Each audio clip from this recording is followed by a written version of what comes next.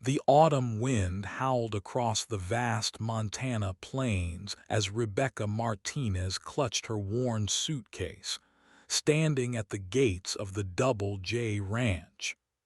At 23, she was 7 months pregnant and desperate for work. The classified ad had been simple: housekeeper needed, room and board included. She hadn't expected to find herself at one of the largest cattle ranches in the state, owned by the notoriously reclusive millionaire Jackson Cole. Jackson emerged from the main house, his weathered boots crunching on the gravel. At 38, he carried himself with the confidence of a man who'd built an empire from nothing.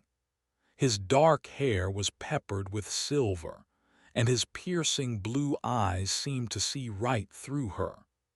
Rebecca had heard the stories about Jackson Cole, how he'd inherited a failing ranch at 18 and transformed it into a multi-million-dollar operation.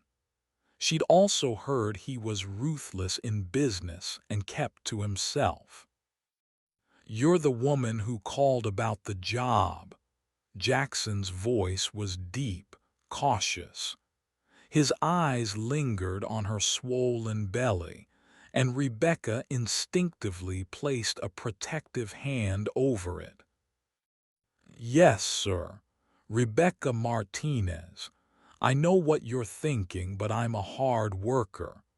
I've been cleaning houses since I was 16, and I just need somewhere safe to stay until—" She trailed off, unsure how to explain her complicated situation. Jackson studied her for a long moment. Most people would have turned away a pregnant woman with no references and desperation written across her face. But something about Rebecca's determined stance and the way she held her head high despite her circumstances stirred something in him.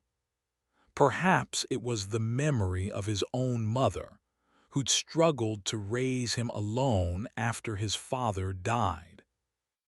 "The job pays $800 a week plus room and board.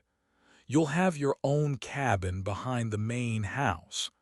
I expect the house kept clean, meals prepared, and laundry done. I don't tolerate laziness or excuses."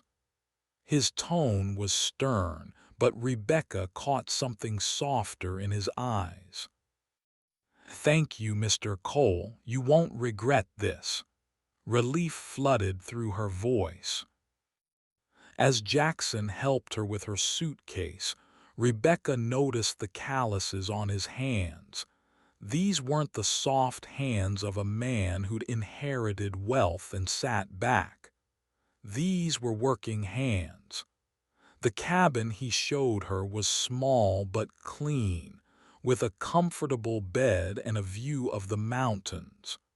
It was more than she dared hope for. That first night, as Rebecca unpacked her few belongings, she wondered what had driven her to this remote ranch. The truth was complicated. She was running from Marcus, her ex-boyfriend, who'd become increasingly controlling and violent when she'd refused to terminate her pregnancy. When she'd finally found the courage to leave, she discovered he'd been stealing from her savings account for months, leaving her with barely enough for bus fare. She placed a hand on her belly, feeling the baby kick. "We're going to be okay," she whispered. For the first time in months, she actually believed it might be true. The next morning, Rebecca woke before dawn and began her duties. She started with the kitchen, surprised to find it already stocked with quality ingredients. As she prepared breakfast, she could hear Jackson moving around upstairs. The house was enormous, 6 bedrooms, 4 bathrooms, and a living room that could easily fit her entire previous apartment. Yet it felt strangely empty, as if no one truly lived there. Jackson appeared in the kitchen at exactly 7 o'clock, dressed in jeans and a flannel shirt. He nodded approvingly at the eggs, bacon, and fresh coffee waiting for him. "You're punctual. Good." He sat at the large wooden table, eating in silence while reviewing papers from his briefcase. Rebecca worked around him, cleaning and organizing. She noticed there were no family photos, no personal touches that might indicate Jackson had people in his life. The house was beautifully furnished but felt like a museum rather than a home. She found herself wondering about the man who lived in such isolation despite his wealth. Over the following weeks, Rebecca settled into a routine. She took pride in her work, making sure every surface gleamed and every meal was perfectly prepared. Jackson was demanding but fair, and she began to appreciate his straightforward nature. He never made small talk, but he also never raised his voice or made her feel uncomfortable about her pregnancy. The other ranch hands were initially suspicious of her, but she gradually won them over with her work ethic and the way she remembered their names and preferences. Miguel, the head foreman, was particularly kind, often checking on her and making sure she wasn't overexerting herself. One evening, as Rebecca was cleaning the living room, she noticed Jackson sitting in his chair, staring out the window with a glass of whiskey in his hand. There was something deeply sad about his posture, and she found herself hesitating before speaking. "Mr. Cole, is everything all right?" He looked up, surprised. "Just thinking about business matters. Nothing for you to worry about." But Rebecca had learned to read people's faces during her years of cleaning their homes and listening to their conversations. This wasn't about business. This was about loneliness. She'd seen that same look in her own mirror too many times to mistake it for anything else. As October turned to November, Rebecca's pregnancy progressed, and Jackson surprised her by insisting she see the best doctor in the county. When she protested about the cost, he simply said, "It's a business expense. I need my employees healthy." But Rebecca caught the concern in his voice and realized that behind his gruff exterior, Jackson Cole was a man with a good heart. The doctor visits revealed that Rebecca was having a daughter, news that filled her with both joy and terror. She'd grown up without a father, and the thought of raising a child alone was daunting. But as she looked around the peaceful ranch, with its wide-open spaces and sense of security, she began to imagine a different kind of life for her daughter.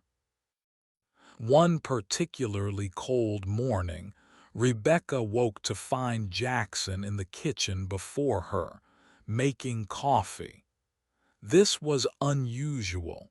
He normally waited for her to prepare everything. She noticed his hands were shaking slightly as he handled the coffee pot. "Let me do that, Mr. Cole," she said gently, taking the pot from him. "I'm fine," he said, but his voice lacked its usual conviction. As she prepared breakfast, Rebecca noticed Jackson wasn't eating. He sat at the table, staring at a letter that had arrived in the morning mail. The envelope bore the letterhead of a prestigious law firm, and she could see the tension in his shoulders. "Bad news?" she asked softly. Jackson looked up, seeming surprised that she'd spoken. For a moment, she thought he might actually confide in her, but then his walls went back up. "Nothing I can't handle." But over the next few days, Rebecca noticed changes in Jackson's behavior. He was distracted, spending long hours on phone calls behind closed doors. The other ranch hands seemed nervous, whispering among themselves when they thought she couldn't hear. Something was wrong, and Rebecca found herself worrying about the man who'd given her sanctuary when she needed it most. One evening, as she was preparing dinner, Rebecca overheard part of a heated phone conversation from Jackson's office. She tried not to listen, but his raised voice carried through the house. "I don't care what the board thinks, Martinez. This ranch has been in my family for 3 generations. I'm not selling to some corporate conglomerate that'll turn it into a resort." There was a pause. Then Jackson's voice became even more strained. "I understand the financial projections, but there has to be another way." Rebecca's heart sank. Financial troubles explained Jackson's recent behavior and the worried looks from the ranch hands. She began to understand that her job and theirs might be in jeopardy. The thought of leaving this place, of taking her unborn daughter back into an uncertain world, filled her with dread. That night, Rebecca lay in her bed, one hand on her belly, thinking about the conversation she'd overheard. Jackson had given her a chance when no one else would, and now he was facing his own crisis. She wished there was something she could do to help, but what could a pregnant housekeeper possibly offer a millionaire rancher? The next morning brought unexpected visitors. Rebecca was in the kitchen when she heard cars pulling up the drive. Through the window, she saw 3 black sedans and several men in expensive suits getting out. Jackson emerged from the house to meet them, his face grim. She watched as the men surrounded Jackson, their body language aggressive and intimidating. One of them, a tall man with silver hair, was pointing at the house and gesturing broadly. Rebecca couldn't hear what was being said, but she could see the tension in Jackson's posture as he faced down the group. After 20 minutes, the men got back in their cars and left. Jackson stood alone in the driveway for a long time before walking back to the house. When he entered the kitchen, his face was ashen. "Pack your things," he said quietly. "I'll give you a month's severance pay and a good reference. You'll need to find another position." Rebecca's heart dropped. "Mr. Cole, if I've done something wrong." "You haven't done anything wrong. It's not about you." Jackson's voice was heavy with defeat. I'm losing the ranch. Everything's going to be sold off, and the new owners won't be keeping staff." The finality in his voice sent a chill through Rebecca. She thought about the baby growing inside her, about the safety and stability this place had provided.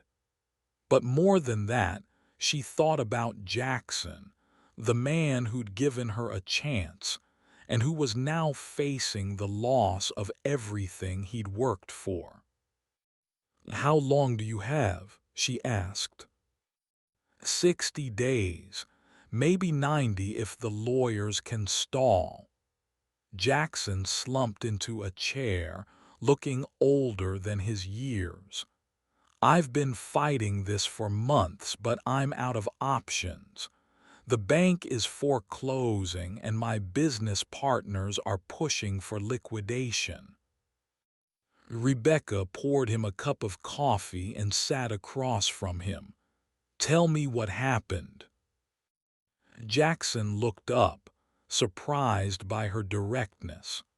For a moment she thought he might refuse, but then something in his expression softened. "Bad investments. Trusted the wrong people. My business partner convinced me to leverage the ranch for a cattle futures deal that went south. When that failed, we tried to recoup with a shipping contract that turned out to be fraudulent." "What about insurance, legal recourse?" "The insurance company is claiming fraud, which is ridiculous, but fighting them will take years. The shipping company was based overseas and disappeared overnight. My lawyers are trying, but—" He shrugged helplessly. Rebecca felt a surge of anger on Jackson's behalf. She'd learned to recognize predators during her years of struggle, and it sounded like Jackson had been systematically targeted by people who'd exploited his trust. "What about the cattle, the land itself?" "The cattle are being sold to cover immediate debts. The land—" Jackson's voice broke slightly. "The land is worth more as a development project than as a working ranch. They're planning to build a luxury resort." The thought of this beautiful, peaceful place being turned into a tourist destination made Rebecca's stomach turn. But more than that, she could see the devastation in Jackson's eyes. This wasn't just about money for him. This ranch was his identity, his family's legacy. "I'm sorry," she said quietly. "This place, what you've built here, it's special." Jackson nodded, unable to speak.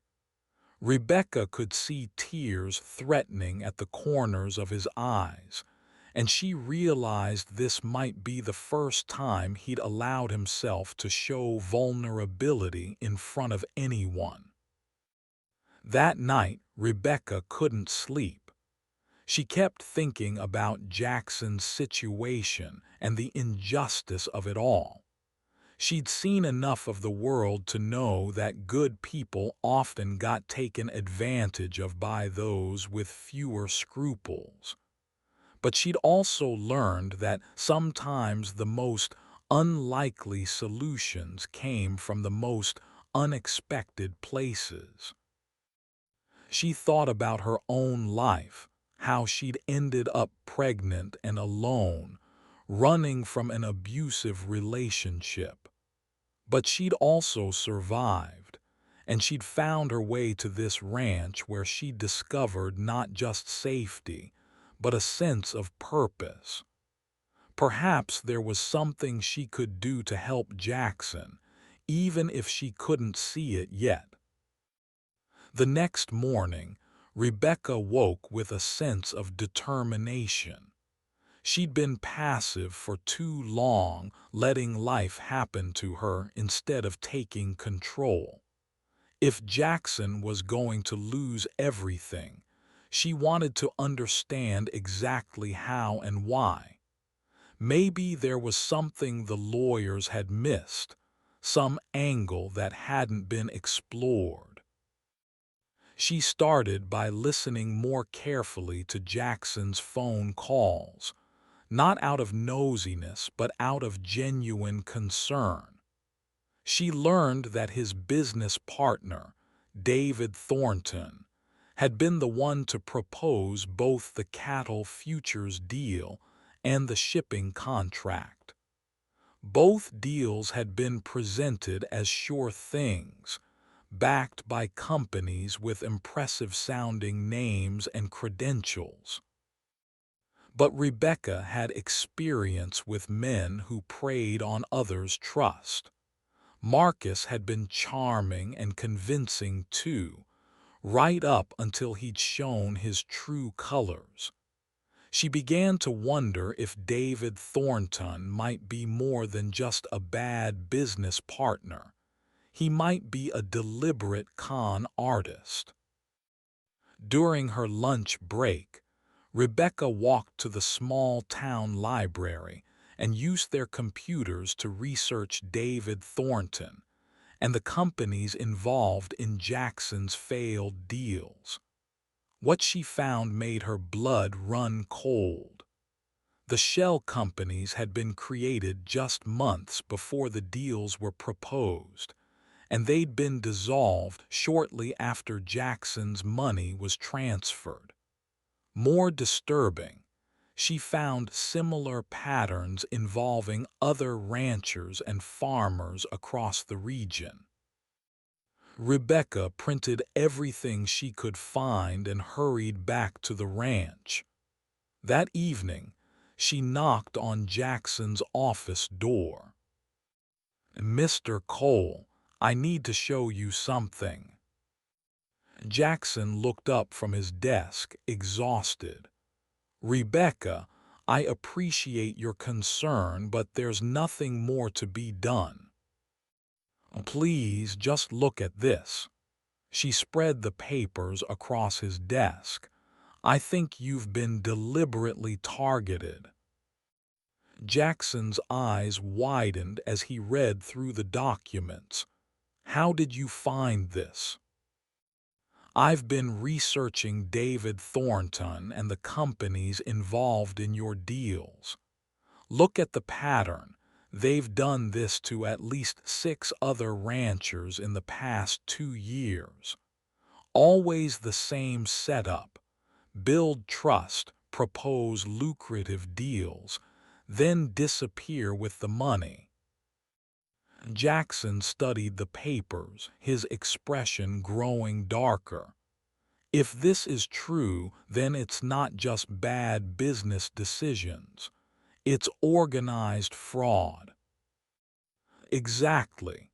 And that changes everything, doesn't it? Insurance companies can't claim fraud if you were the victim of fraud. For the first time in weeks, Rebecca saw hope flicker in Jackson's eyes. "We need to get this to my lawyers immediately." "There's more," Rebecca said. "I found a news article about a similar operation in Texas. The FBI got involved and recovered millions in stolen funds. Some of the victims got their money back." Jackson stood up, energy returning to his movements. "Rebecca, I don't know how to thank you. My lawyers never thought to look at this angle." "Don't thank me yet. We still have to prove it, and that might take time you don't have." But Jackson was already reaching for his phone. "I'm calling my lawyer now. Even if we can't recover the money immediately, this might be enough to get an injunction against the foreclosure." As Jackson made his calls, Rebecca felt a mixture of hope and anxiety. She'd opened a door, but she didn't know what lay beyond it. What she did know was that she'd found purpose in fighting for someone who'd shown her kindness when she needed it most. The next few days were a whirlwind of activity. Jackson's lawyers were initially skeptical, but as they dug deeper into Rebecca's research, they became increasingly excited. The pattern of fraud was clear, and the evidence was compelling enough to warrant FBI involvement. Agent Sarah Mitchell arrived at the ranch on a Tuesday morning, accompanied by a team of forensic accountants. She was a sharp-eyed woman in her 40s who specialized in financial crimes. Rebecca watched from the kitchen window as Jackson led the team through the evidence. "This is excellent work," Agent Mitchell told Jackson. "Whoever compiled this research understands how to trace financial crimes. Do you have investigators on staff?" Jackson glanced toward the house. "Actually, it was my housekeeper who uncovered the pattern. She has a good eye for detail." Agent Mitchell raised an eyebrow. "I'd like to speak with her." When Rebecca found herself sitting across from an FBI agent, she felt a moment of panic. She'd spent months avoiding any kind of official attention, afraid that Marcus might somehow track her down. But Agent Mitchell's demeanor was professional and reassuring. "Mr. Cole tells me you uncovered the connection between these fraudulent companies," Agent Mitchell said. "Can you walk me through your process?" Rebecca explained how she'd started researching David Thornton and the companies involved in Jackson's deals. She showed Agent Mitchell the patterns she'd identified and the connections she'd made to other victims. "This is impressive work," Agent Mitchell said. "Have you ever considered a career in investigation or forensic accounting?" The question caught Rebecca off guard. "I'm just a housekeeper with a high school education." Education is important, but instinct and attention to detail are more valuable. You've identified patterns that expensive lawyers missed. Agent Mitchell handed her a business card. "If you're ever interested in a career change, give me a call." As Agent Mitchell's team continued their investigation, Rebecca found herself thinking about the agent's words. She'd never considered that her skills might be valuable in a professional setting. She'd always seen herself as someone who cleaned up other people's messes, not someone who solved complex problems. But as she watched the FBI team work, she realized that investigation wasn't so different from housekeeping. Both required attention to detail, patience, and the ability to see patterns that others missed. The difference was that instead of cleaning houses, investigators cleaned up crimes. A week later, Agent Mitchell returned with news that would change everything. The FBI had arrested David Thornton and several associates in a coordinated raid across 3 states. They'd recovered millions in stolen funds and frozen accounts, containing money that belonged to fraud victims. "Mr. Cole, I have good news," Agent Mitchell announced. "We've traced approximately 80% of your stolen funds. The recovery process will take some time, but we expect you'll get most of your money back." Jackson's relief was palpable.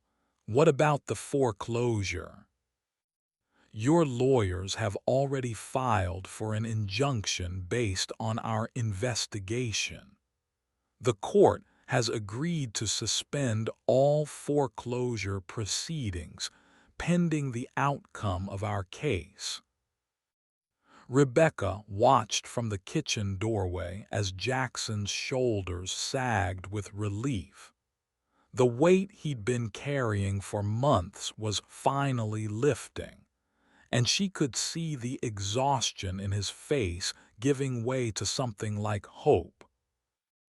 That evening, Jackson found Rebecca in the kitchen preparing dinner. "I owe you more than I can ever repay," he said quietly. "You don't owe me anything, Mr. Cole. You gave me a job when I needed one. I just returned the favor." "It's more than that, and you know it. You saved my family's ranch. You saved my life's work." Jackson paused, seeming to struggle with words. "I want to offer you something permanent, not just a job, but a partnership." Rebecca looked up, surprised. "I don't understand." "I've been thinking about what Agent Mitchell said about your skills being valuable.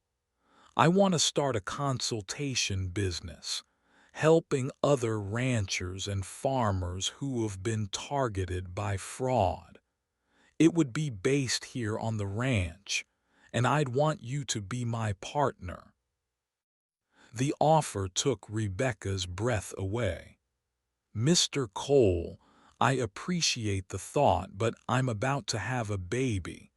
I don't have any formal training or credentials."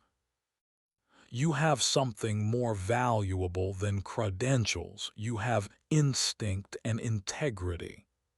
As for the baby, we'll figure it out. The ranch needs new life, and maybe a child is exactly what this place has been missing." Rebecca felt tears welling up in her eyes. For so long, she'd seen her pregnancy as a burden, something that made her unemployable and vulnerable. But Jackson was offering her something she'd never dared dream of: a real career, a partnership, a future. "I need to think about it," she said softly. "Of course, take all the time you need." That night, Rebecca lay in her bed with one hand on her belly, thinking about Jackson's offer. The baby kicked, as if sensing her excitement, and Rebecca found herself smiling. "What do you think, little one? Should we stay here and help people?" The next morning brought unexpected news. Rebecca was in the kitchen when she heard a car pulling up the drive. Through the window, she saw a police cruiser, and her heart began to race. Had Marcus somehow found her? But when the officer got out of the car, he was accompanied by Agent Mitchell. They walked to the door together, and Rebecca heard Jackson greeting them. "Is everything all right?" Jackson asked. "More than all right," Agent Mitchell replied.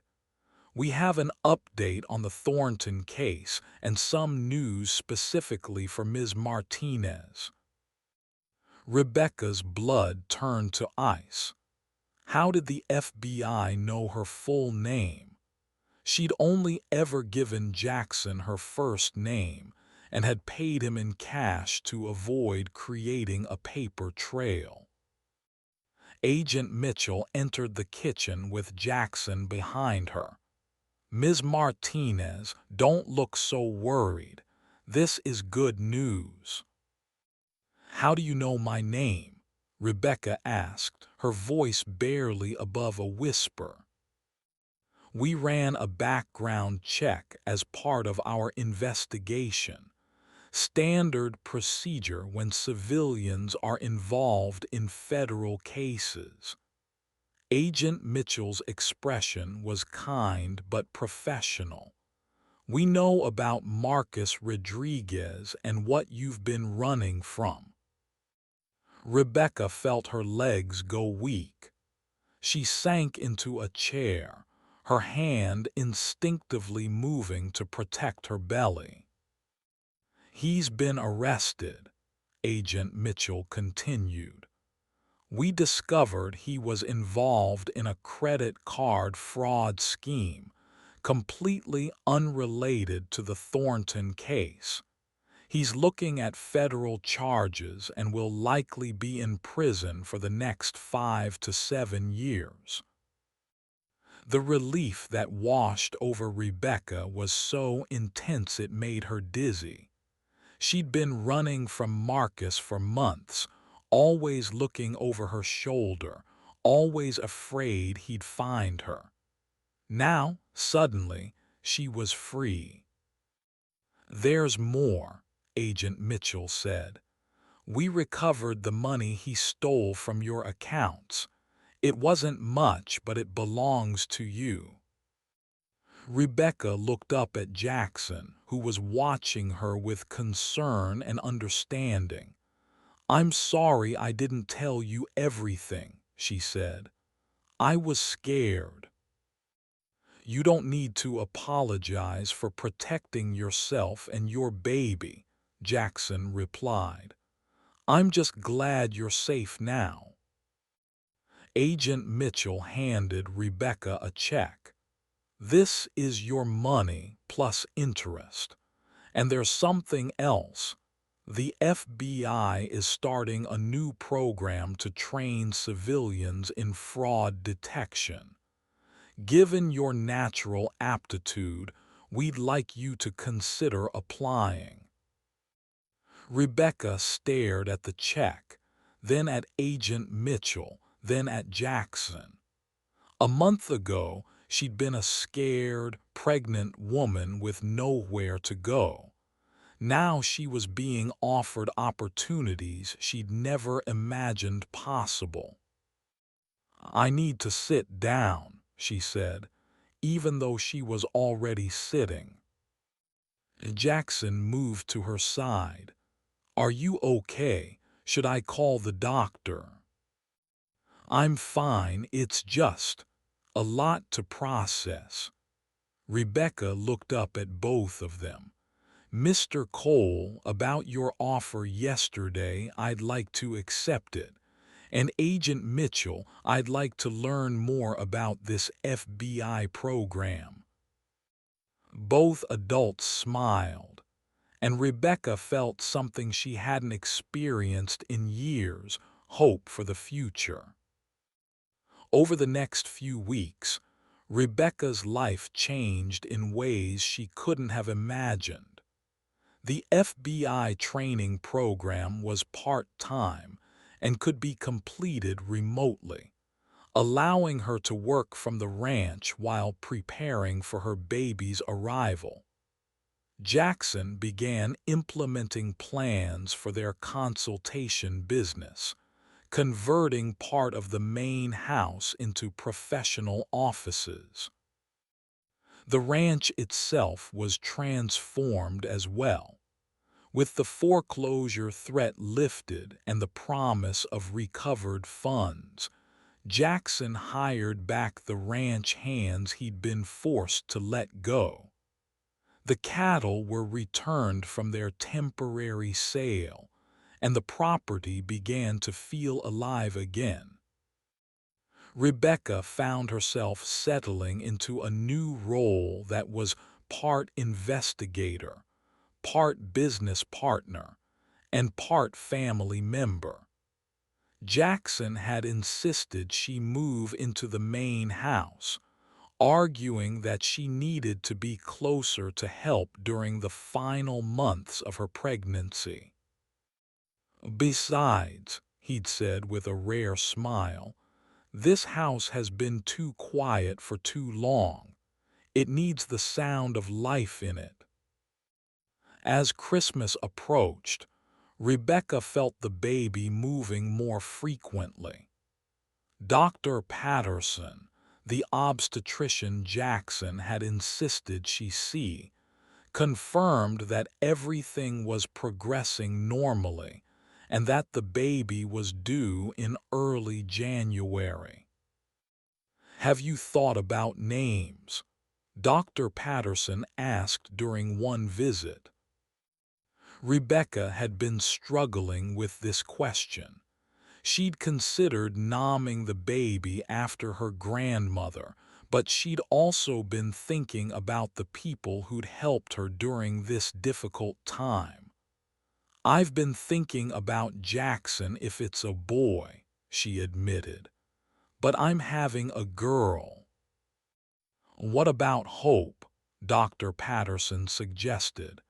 "Given everything you've been through, it seems fitting." Hope, Rebecca liked the sound of it. Hope Martinez Cole. She stopped, surprised by her own thoughts. Where had that last name come from? That evening, as Rebecca was preparing dinner, Jackson joined her in the kitchen. This had become their routine. He would help with the cooking while telling her about his day, and she would share what she'd learned in her FBI training. "I've been thinking about the baby," Jackson said as he chopped vegetables. "About what happens after she's born." Rebecca's heart skipped. "What do you mean?" "I mean, I want to make sure you both have everything you need. I've been looking into day care options, but I was wondering, would you consider letting me help in other ways?" "Like what?" Jackson set down his knife and turned to face her. "Like being a father figure, like being a family." The words hung in the air between them. Rebecca studied Jackson's face, seeing vulnerability there that she'd never seen before. "Jackson, I can't ask you to." "You're not asking, I'm offering." He moved closer, his voice gentle but firm. "Rebecca, these past few months have changed everything for me. This house, this ranch, they were just empty spaces before you came here. Now they feel like home." Rebecca felt tears starting to form. "I feel the same way, but I'm scared." "Of what?" "Of depending on someone again, of things changing, of not being enough." Jackson reached out and took her hands. "You're more than enough. You're extraordinary. You saved my ranch, my livelihood, my future. You brought life back to this place. And I'd be honored to be part of your daughter's life if you'll let me."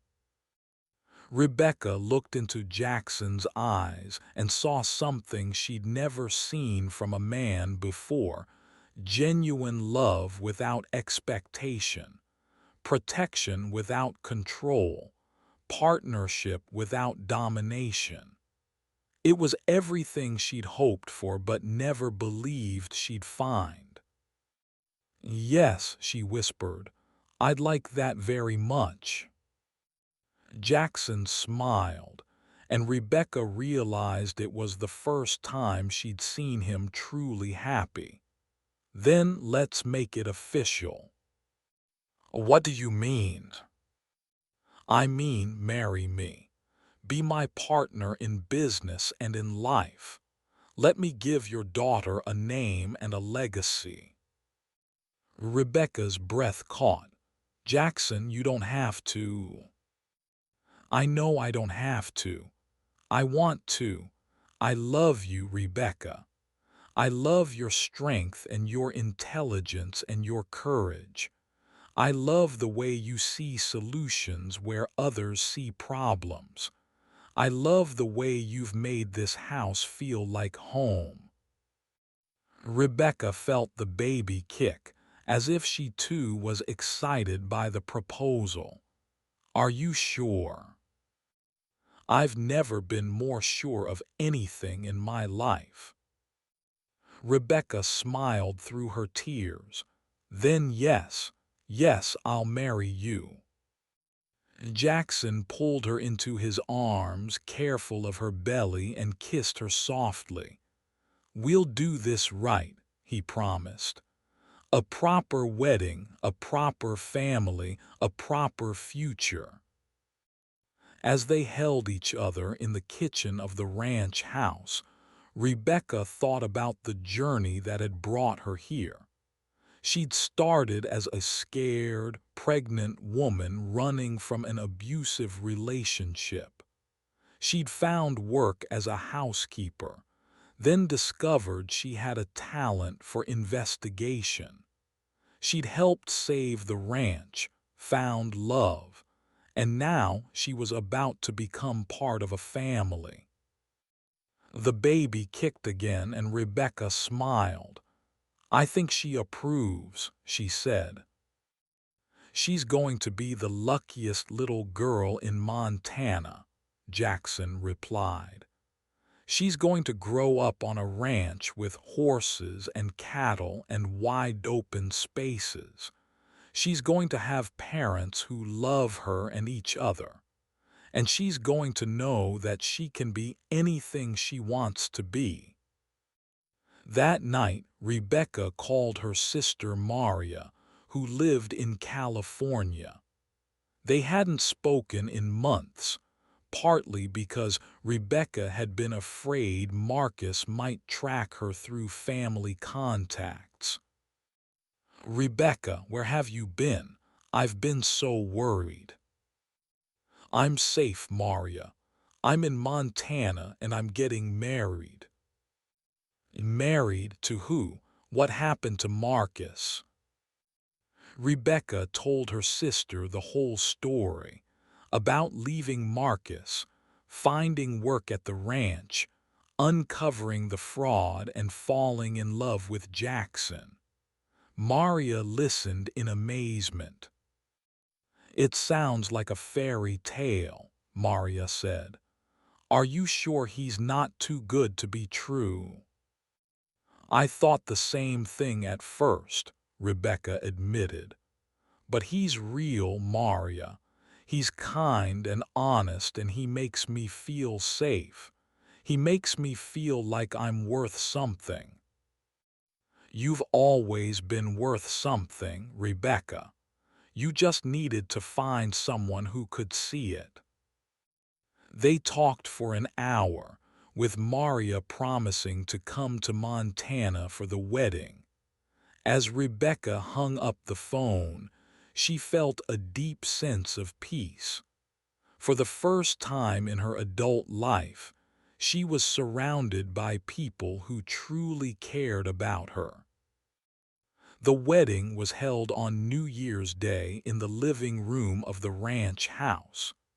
It was a small ceremony, just Miguel and his wife, Dr. Patterson and her husband, Agent Mitchell and her partner, Maria and her family, and a few of Jackson's longtime friends.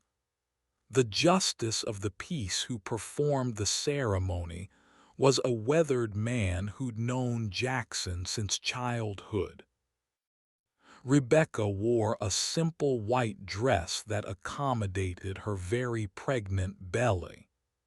Jackson wore his best suit, and his eyes never left her face during the ceremony. When they exchanged vows, Rebecca felt as if she was not just marrying Jackson, but also marrying into a new life, a new identity, a new sense of possibility. "I promise to love you and protect you and our daughter," Jackson said, his voice thick with emotion. "I promise to be the partner you deserve and the father she needs. I promise to stand by you and support you and love you," Rebecca replied. "I promise to be your partner in all things, and to make this house a home filled with love and laughter." When the justice of the peace pronounced them husband and wife, Jackson kissed Rebecca tenderly, and she felt the baby kick in response. Everyone laughed, and someone joked that the baby was already expressing her opinion about the marriage. The reception was held in the ranch's main dining room, with food prepared by the best caterer in the county. Miguel made a toast about how Rebecca had brought life back to the ranch, and Agent Mitchell spoke about the power of courage and determination. But the most touching moment came when Jackson stood to speak. "A year ago, I thought I knew what my life was going to be," he said. "I thought I'd live alone on this ranch, focused on business and cattle and nothing else. I thought that was enough." He looked at Rebecca, his eyes bright with unshed tears. "Then Rebecca came into my life, and I realized I didn't know anything about living. She taught me that a house isn't a home unless it's filled with love. She taught me that strength isn't about doing everything alone. It's about having someone to stand with you." He paused, composing himself. "Rebecca, you saved my ranch, but more than that, you saved my life. You showed me what it means to be part of something bigger than myself. And now, with our daughter coming, I feel like the luckiest man alive." The room erupted in applause, and Rebecca felt tears streaming down her face. She'd never imagined she could be this happy, this secure, this loved. 2 weeks later, Rebecca went into labor. Jackson drove her to the hospital, his hands shaking with nervousness. Dr. Patterson met them at the emergency room, and everything proceeded smoothly. After 8 hours of labor, Hope Marie Cole was born, a healthy 7-pound baby girl with dark hair and bright blue eyes. When the nurse placed Hope in Rebecca's arms, she felt a love so profound it took her breath away. Jackson stood beside the bed, looking down at his new daughter with wonder and tenderness. "She's perfect," he whispered. "She's absolutely perfect." "Hello, Hope," Rebecca said softly. "Welcome to your new life." Hope opened her eyes and seemed to look directly at Rebecca, as if she understood that she was safe, loved, and wanted. In that moment, Rebecca felt the final piece of her new life fall into place. The first year of Hope's life was a whirlwind of joy and exhaustion. Rebecca balanced motherhood with her growing career in fraud investigation, working from the ranch while Hope napped or played in a baby carrier. Jackson proved to be a devoted father, taking over night feedings and diaper changes with the same dedication he brought to ranch work. Their consultation business flourished. Word spread about their success with the Thornton case, and soon they were receiving calls from farmers and ranchers across the region who suspected they'd been targeted by fraud. Rebecca's natural investigative abilities, combined with Jackson's business acumen and industry connections, made them a formidable team. By Hope's first birthday, they'd helped recover over $10 million in stolen funds for their clients. The FBI had offered Rebecca a full-time position, but she'd chosen to stay at the ranch, where she could work flexible hours and be present for her daughter's childhood. The ranch itself had been transformed. With the recovered funds, Jackson had modernized the operation, installing new equipment and expanding the herd. But he'd also made changes that reflected his new priorities. He'd built a playground behind the main house, installed a fence around the pond for safety, and converted one of the guest rooms into a nursery that looked out over the mountains. One evening, as Rebecca was putting Hope to bed, she reflected on the journey that had brought them all to this point. She thought about the scared, pregnant woman who'd stood at the ranch gates 2 years ago, desperate for work and safety. That woman could never have imagined the life she now lived, married to a man who loved her completely, mother to a beautiful daughter, partner in a successful business, and owner of a ranch that had become a sanctuary for other families in need. "Are you happy, sweetheart?" Jackson asked, appearing in the doorway. Rebecca looked at her husband, then at their daughter sleeping peacefully in her crib. "I'm more than happy," she said. "I'm blessed." Jackson moved to stand beside her, wrapping his arms around her waist. "I love you, Rebecca Cole." "I love you too, Jackson Cole, and I love our life."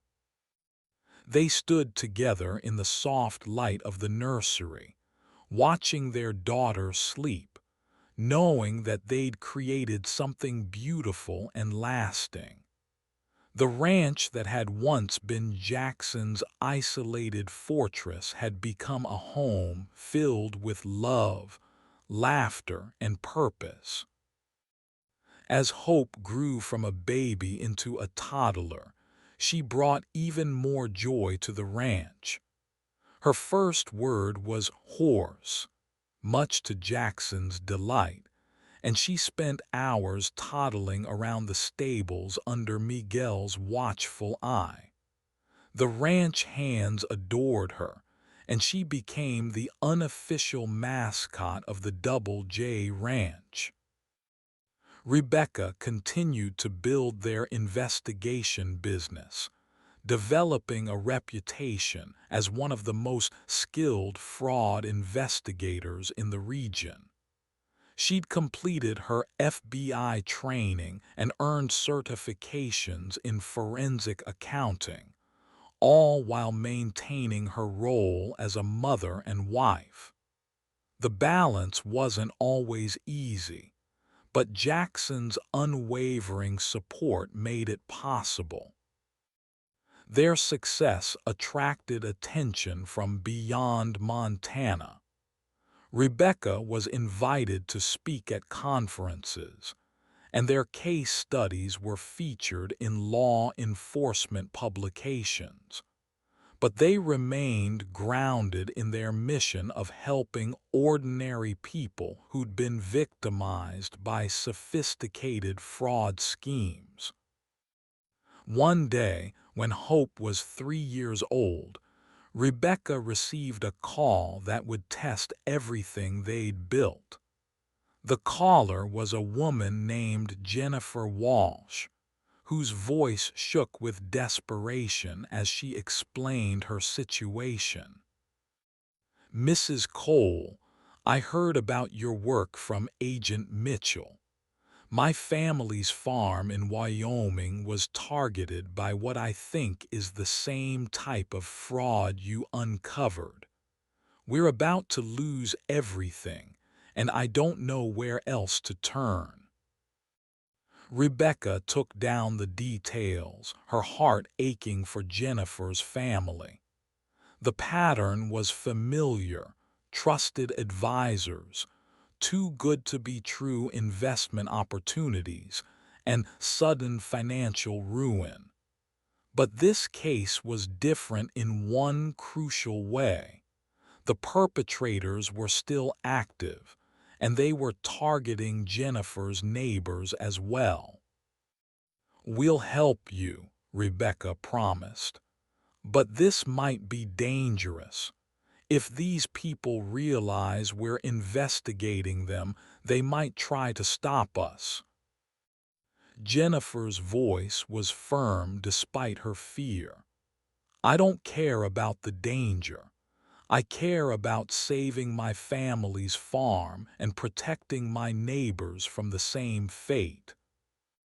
Rebecca discussed the case with Jackson that evening. He listened gravely as she outlined the scope of the fraud and the potential risks involved. "It sounds like we're dealing with a more sophisticated operation than the Thornton case," Jackson said. "Are you sure you want to take this on?" Rebecca looked at Hope, who was playing with blocks on the living room floor. "I keep thinking about what would have happened if no one had helped us when we needed it. Jennifer's family deserves the same chance we got." Jackson nodded slowly. "Then we'll do it. But we'll be careful, and we'll work closely with the FBI from the beginning." The Wyoming case would prove to be their most challenging yet. The fraud ring was led by a man named Victor Reeves, who presented himself as a successful agricultural consultant. He'd built an elaborate network of fake companies and shell corporations, all designed to steal money from struggling farmers and ranchers. Rebecca's investigation revealed that Reeves had been operating for over 5 years, stealing millions from victims across 7 states. Unlike David Thornton, who'd been relatively unsophisticated, Reeves had lawyers, accountants, and even corrupt bank officials helping him.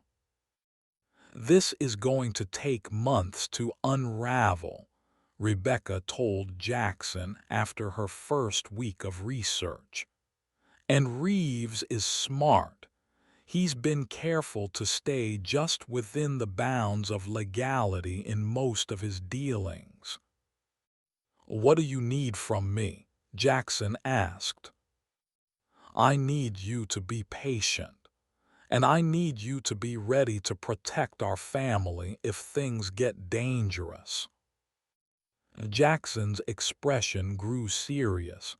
"You think he might come after us?" "I think he's stolen enough money to hire people who make problems disappear. We need to be smart about this." Over the next 3 months, Rebecca worked tirelessly to build a case against Reeves. She traveled to Wyoming twice, meeting with victims and gathering evidence. She worked with Agent Mitchell and a team of FBI investigators to trace the complex web of financial transactions. The breakthrough came when Rebecca discovered that Reeves had made a crucial mistake. In his eagerness to steal from Jennifer's family, he'd used a bank account that was directly linked to his personal finances. It was a small error, but it was enough to prove criminal intent. "We've got him," Agent Mitchell said when Rebecca presented the evidence. "This is enough for warrants, and once we start seizing his assets, we'll find more evidence." The raid on Reeves' operation was coordinated across multiple states. Rebecca watched from the FBI command center as agents simultaneously hit offices in Wyoming, Colorado, and Nevada. Within hours, they'd arrested Reeves and 17 associates. "How much did you recover?" Rebecca asked Agent Mitchell. "Preliminary estimates suggest we'll recover about 60% of the stolen funds. That's better than most cases of this type." For Jennifer's family, it was enough to save their farm. For dozens of other victims, it meant the difference between financial ruin and a chance to rebuild. Rebecca felt the same satisfaction she'd experienced during the Thornton case, the knowledge that she'd helped innocent people fight back against those who'd tried to destroy them. But the Reeves case also brought unexpected consequences. Rebecca's role in the investigation had been publicly acknowledged, and she began receiving calls from victims of fraud across the country.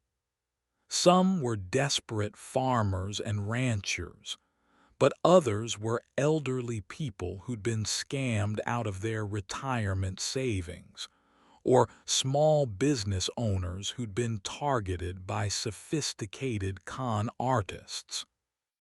"I can't help everyone," Rebecca told Jackson one evening as she looked through a stack of messages. "There are too many victims, and most of them can't afford to pay for investigation services." Jackson was quiet for a long moment. "What if we could help them anyway?" "What do you mean?" "I mean, what if we started a foundation, used some of our success to fund investigations for people who can't afford them?" Rebecca looked at her husband with admiration. "You do that." "We do that. This ranch has been more profitable than ever, and our consultation business is thriving. We can afford to give back." The Cole Foundation for Fraud Victims was established 6 months later. It provided free investigation services to victims of financial fraud who couldn't afford private investigators or lawyers. Rebecca hired 2 additional investigators and partnered with law schools to provide legal assistance.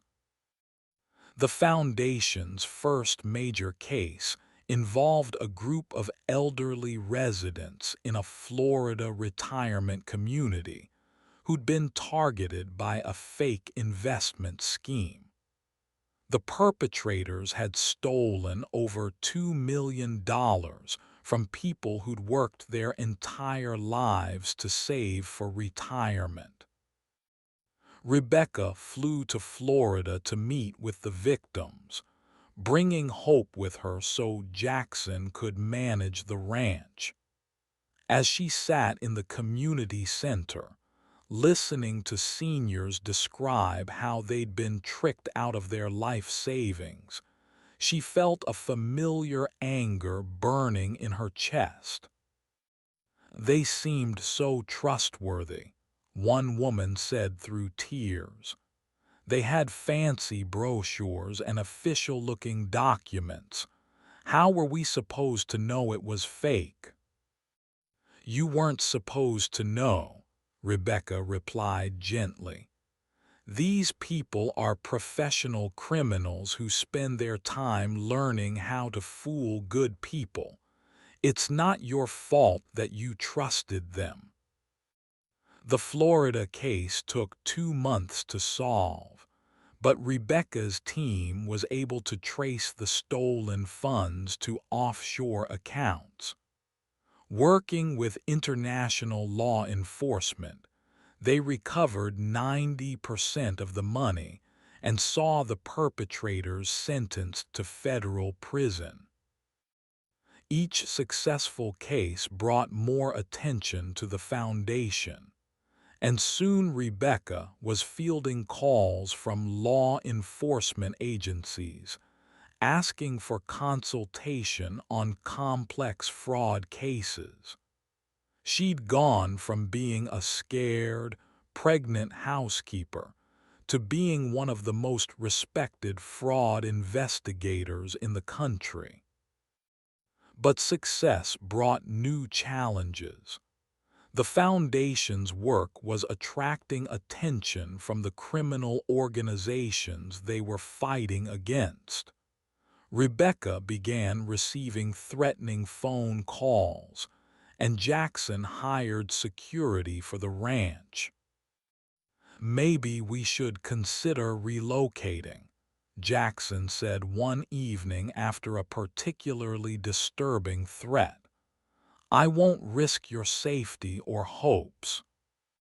Rebecca looked at their daughter, who was now 4 years old and thriving in the ranch environment. Hope loved the horses, the wide-open spaces, and the extended family of ranch workers who doted on her. The thought of leaving felt like giving up everything they'd built. No, Rebecca said firmly. We're not running. This ranch is our home, and we're not going to let criminals drive us away from it. Jackson nodded, understanding her determination. Then we'll make sure we're protected. I'll hire more security, and we'll work with the FBI to make sure these threats are taken seriously. The threats proved to be more than just intimidation. One night, Rebecca woke to the sound of alarms going off throughout the ranch.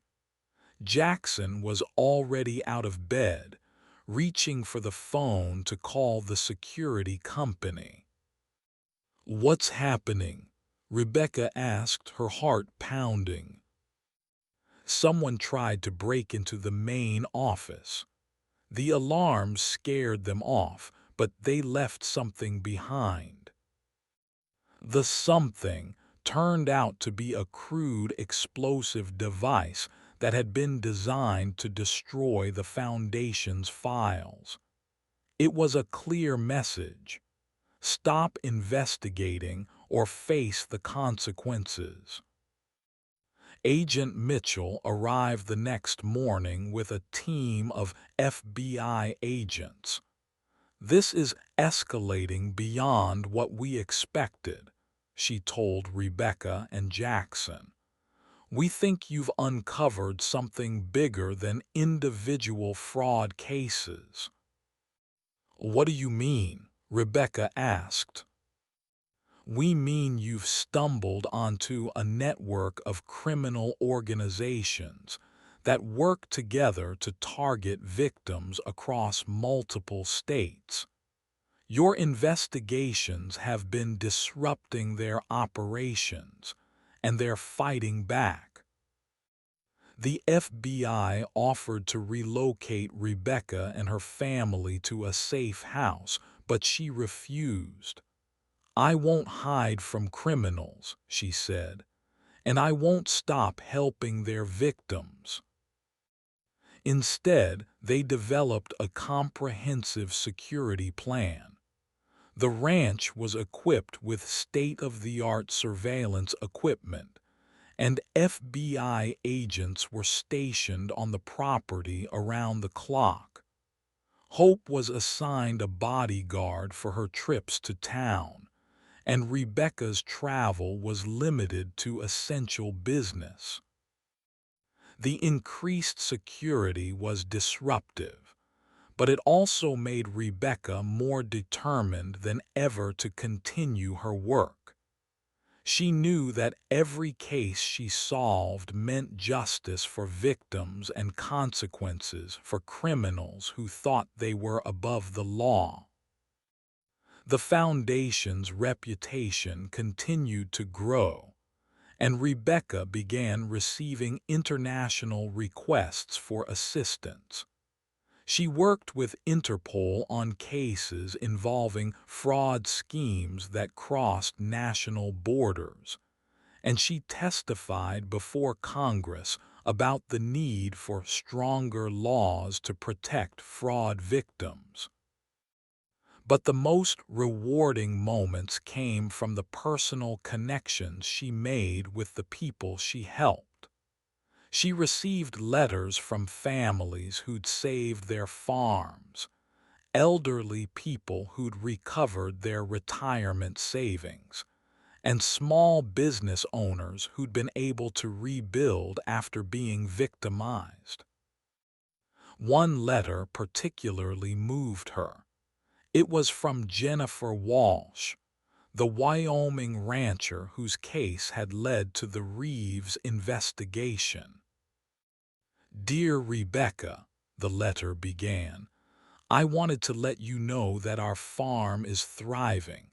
We've expanded our operations and hired 3 new employees. But more than that, we've started a support group for other fraud victims in our area. We call it the Hope Network after your daughter. We want other people to know that there's always hope, even when things seem impossible."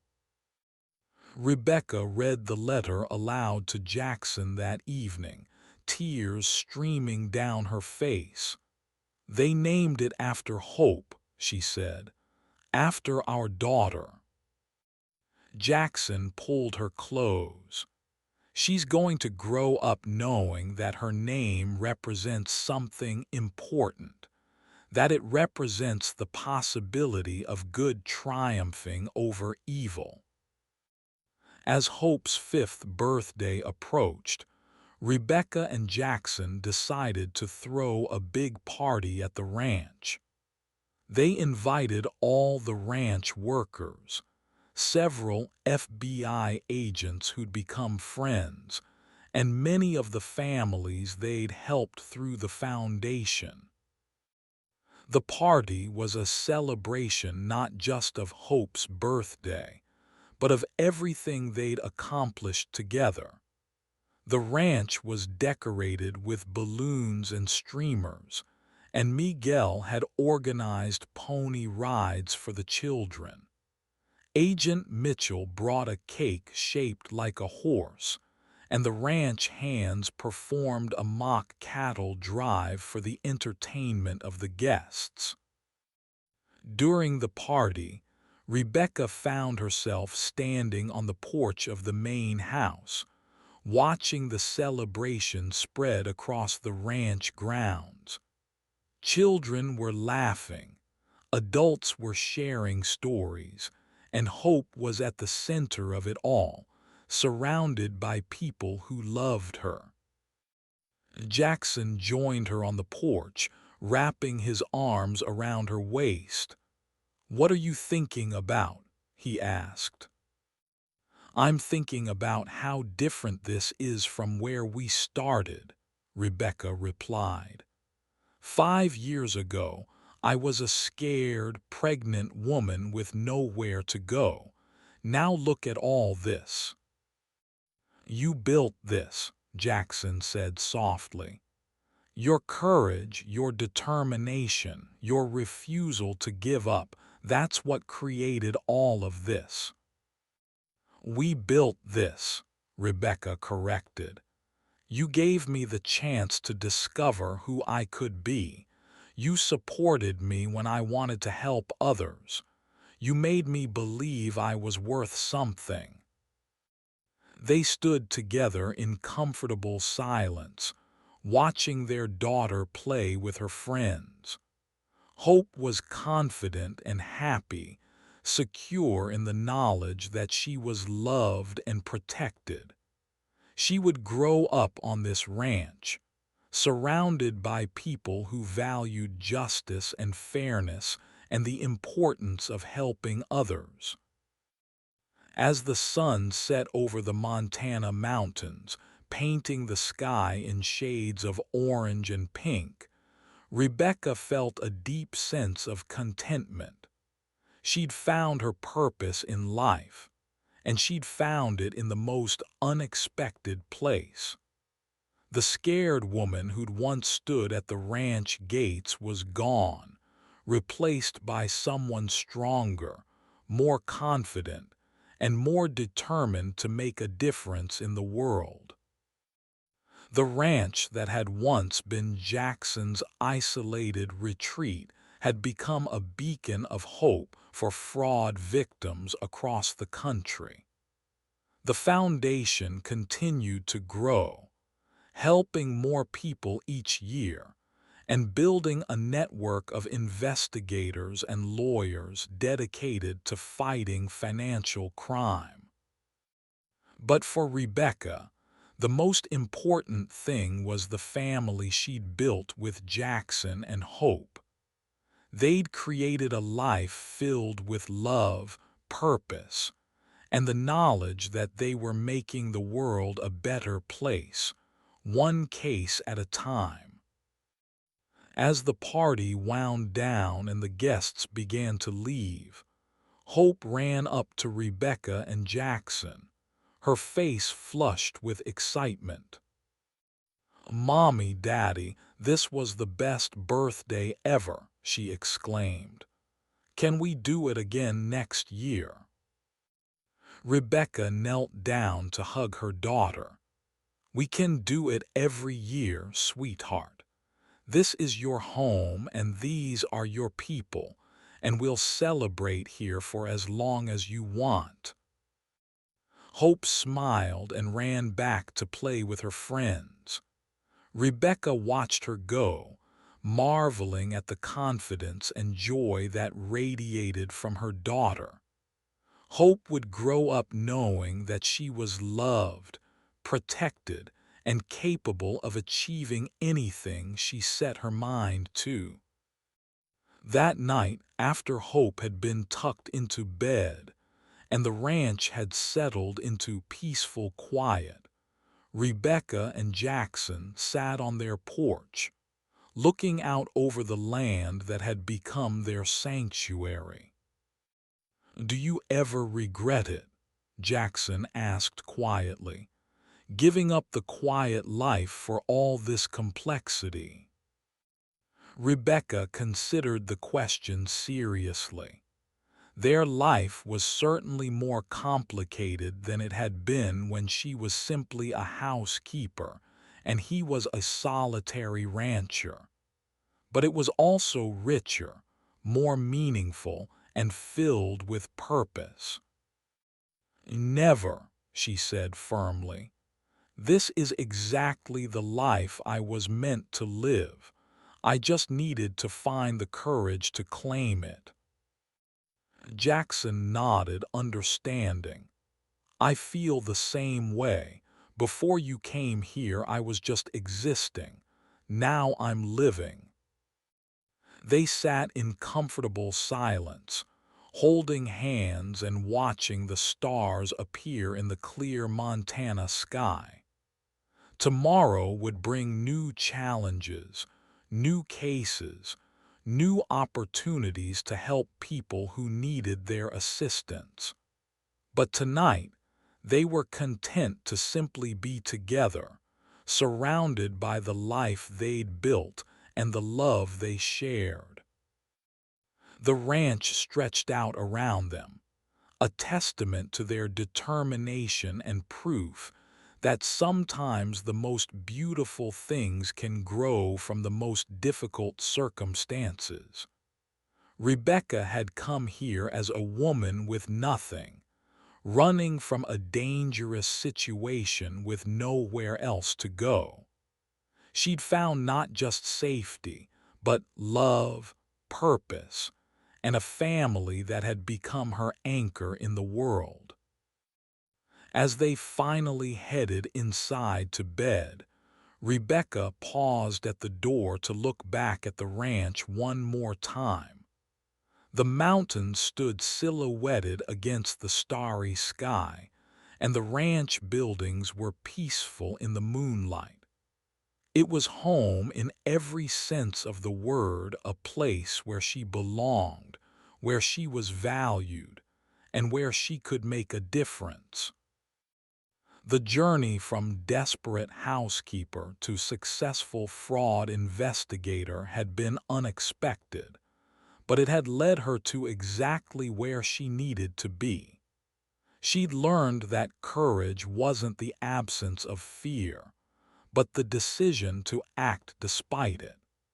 She discovered that strength came not from facing challenges alone, but from building relationships with people who shared her values and supported her dreams.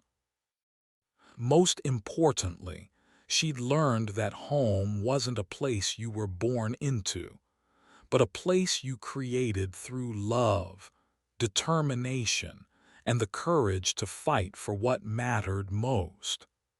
The Double J Ranch had become that home, and Rebecca knew that whatever challenges lay ahead, she would face them with Jackson by her side, hope in her heart, and the knowledge that she was exactly where she was meant to be.